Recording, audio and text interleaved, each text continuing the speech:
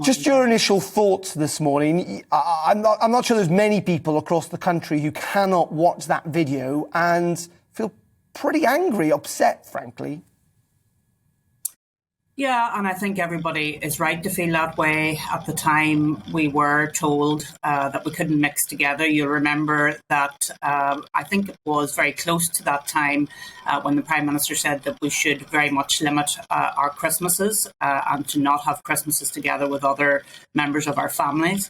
So it was a very difficult time, and I think that's why you're seeing such anger and people saying you cannot have one rule for those who make the rules and one rule for everybody else. But of course, as you well know, Darren, we had our Christmas party moment in Northern Ireland last June when the Deputy First Minister here in Northern Ireland went to a very large funeral of a former IRA man.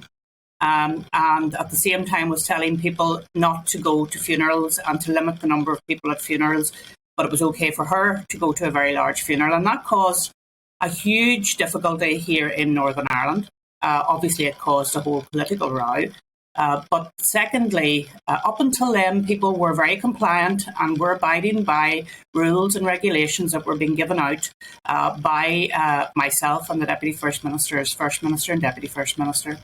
But after that, we seen that the rules were not complied with, and actually there was a real problem with credibility. And I think that is the biggest problem for the Prime Minister now, that if he decides, because of Omicron, because of COVID, to make further restrictions, then I think there is going to be a huge problem in relation to compliance. And in many ways, Arlene, this has been compared, isn't it, to that Barnard Castle moment also with Dominic Cummings last year, which did damage the government's credibility to a large degree in the public's mind. Many suggesting in some ways this is worse than Barnard Castle because it happened after all that controversy when people really should have known better. Well, it's the old line, fool me once, shame on me, fool me twice, shame on you. And really, what the Prime Minister will have to deal with today and what he should be concerned about is not the noises coming from the opposition or indeed from the media. He should be concerned about what's happening within the Conservative Party, because if his MPs lose faith in his leadership, then that, of course, is the critical moment for him.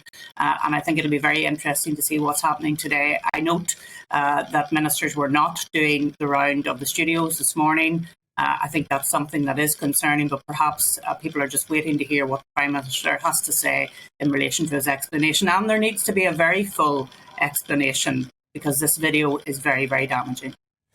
How crucial do you think, I mean, you've been in this position, leader of a party. It's not always easy, frankly, and, particularly when you're a top politician. And we don't know whether Boris Johnson himself attended that party. There are suggestions he wasn't there. Actually, these were junior members of staff. And thus, actually, maybe his initial approach was to try and protect those members of staff. But in the end, what we hear from Conservative MPs and from others is that lack of leadership, or that he should have known where this was leading to. And that's why PMQs will be a crucial moment for him today, won't it? PMQs will be absolutely critical today. It'll be interesting to see how Keir Starmer deals with this. This is not a moment for frivolity. This is a moment for getting answers. And I think Boris needs to be very clear. If he wasn't at that party, then he needs to be very clear about that. If he was at the party, of course, that presents him with more difficulties.